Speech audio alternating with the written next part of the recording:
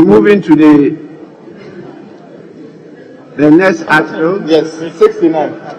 Yes. Yes. Yeah, Mr. Speaker, but before I move 69. Yes. The appointment committee had challenges this morning. I can see our colleagues on the other side are asking colleagues from their side to go and continue with the vetting.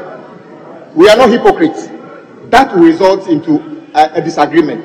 The three of us here are members of the appointment committee. You are encouraging us to continue to do your business here. Then you are pushing your people to go to the appointment committee. Mr. Speaker, the directive you gave when you actually referred that bill is that take time and do this appropriately.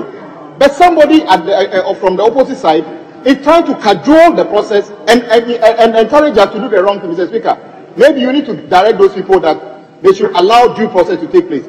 In the meantime, Mr. Speaker, I will move to item 69. Honourable members, please, let's continue to build consensus in these matters. I had to acknowledge the provision in the Constitution about the numbers on the floor when you are dealing with a bill of this nature. And I had to prompt leaders to get members for us to get the percentage required by the Constitution. That having been done, and I looked at it myself, you are asking members now to move out, and the number has dwindled. If we don't meet that 2/3, we cannot proceed with the consideration of the bill. Please.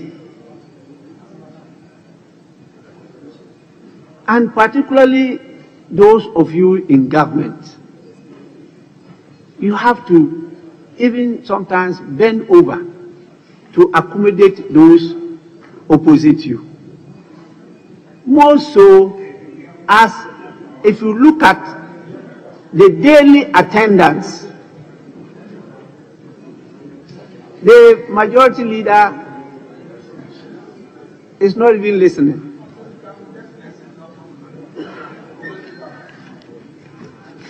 Mr. Speaker, sometimes I find myself in a very difficult situation when it has to come from you, as though the five of us are unable to build consensus. I have a difficulty with the rush. We did the minority chief whip would always get his mic active and bring matters to your attention. And I know he's not the one doing it.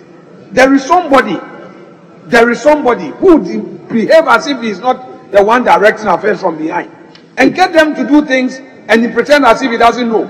When he can engage the leader of government business to solve problems, he will push them to do certain things. That somebody must stop that. Mr. Speaker, it doesn't give a good impression about that somebody. That somebody must stop this. We can engage, we are engaging. Then you send your boys to get the yes. Why are you not juniors to him? Are you not juniors to him? Is he not the leader? Mr. Speaker, this is bad faith. Honorable majority leader. Why no heat in this matter? I actually understand English language, but when you are speaking in tongues, that one I don't understand. You started speaking in tongues. Please. Speaker, Mr. Speaker, there are known unknowns and unknown knowns. I will leave it there. I have called for a discussion with somebody. The somebody knows himself. Mr. Speaker, he knows himself.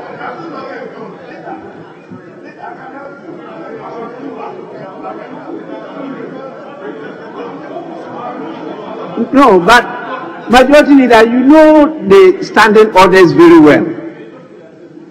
Trying to impute. Mention a name. I haven't said you have mentioned a name. Mr. Speaker, I'm not imputing. But Mr. Speaker, you've been a majority leader before. You've been a minority leader before. You know some of the things that happen. You see, this is a matter between he and I. Why are you up? These are the problems, Mr. Speaker. This is not a matter for deputy minority leader. Then he is up. Let us solve that problem. Then you are up. We scarcely have time. Please, Deputy Minority Leader. Mr. Speaker, I'll be very brief. Going there again. But what we just heard from the majority leader was as if he was describing himself. That's exactly the behavior of what he just described. I mean, this is a leader who was supposed to lead us, build consensus, and make sure we make progress. At each time, if you have seen any confusion, it's not caused by the deputy whip or anybody. It's the leader of the house. And so you ask yourself, I hope this man has been here and have learned something from Emeritus Chairman Sabusu. Unfortunately, he has not. Please, we agreed yesterday peacefully with the deputy leader, only for him to come from Winneba to charge that somehow, when you were threatening this very nice person, I was sitting here, you need to go and fight. This place is not a fighting ring. We build consensus or we get job done. Please, you are a leader and you need to lead. No, let's concentrate. Mr. Speaker, with your pleasure, I'll move item 69. Yes, Mr. Speaker. Motion listed item 69. Mr. Speaker, I rise to move that notwithstanding the provision of Standing Order 1691, which requires that when a bill has been read a second time, it shall pass through a consideration stage, which shall not be taken until at least 2 sitting days have elapsed. The consideration stage of the Constitution of Ghana, Republic of Ghana Amendment Bill 2021 may be taken today. I so move, Mr. Speaker. Yes, procedural motion. Mr. Speaker, in fact, I really wish this bill or this amendment was done even yesterday. But Mr. Speaker, looking at the provision that we keep drawing the leadership attention to, that I don't know, I don't want, for lack of better words, say that they keep glossing over, that you don't see the numbers, yet they keep proceeding. Because the Constitution is very clear. It's talking about both second and third reading. You need this to check. Don't let us make people make mockery of us. Because the number that we have in the chamber now is not to check. And the number has dwindled. So please. Yes. My the number, you are right. I want it done yesterday, but let's call our members in so we can do it properly. So nobody takes us on, and maybe with the video, because now you know this is our life. Everybody who is watching can tell you that we don't have over 200 members here. So, Mr. Speaker, I just wanted to draw the attention of leadership, as we did earlier, that let them know gloss over that very important aspect. Thank you, Mr. Speaker. Honorable members, when we are about to take a decision on the motion numbered 68, I did observe to get the numbers to make sure that we complied with the Constitution.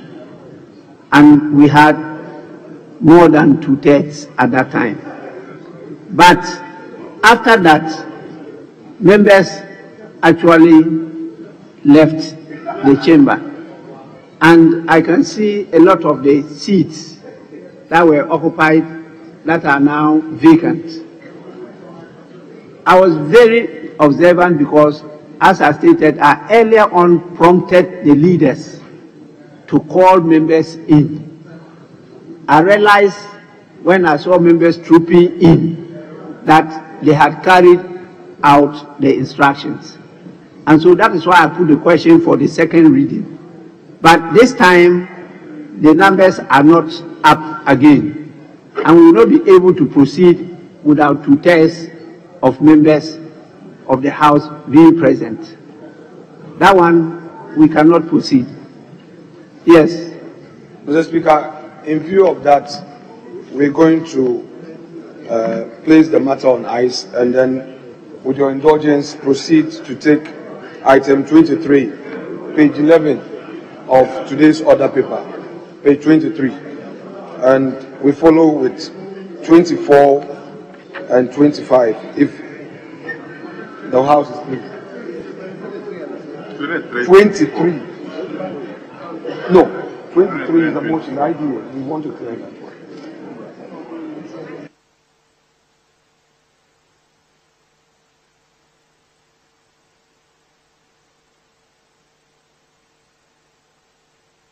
Mr. Speaker, if it pleases you, the chairman is here to proceed. You said item 23? Yes, please. 24, and then 24 is consequential. That's when 24 or 25. Item 23, motion, chairman of the committee. Mr. Speaker, I beg to move that motion number 23 on today's order paper be moved now. Any seconder?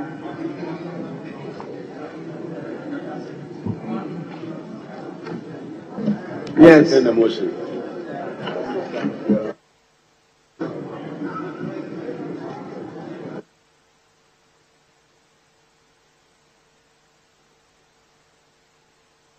Any seconder?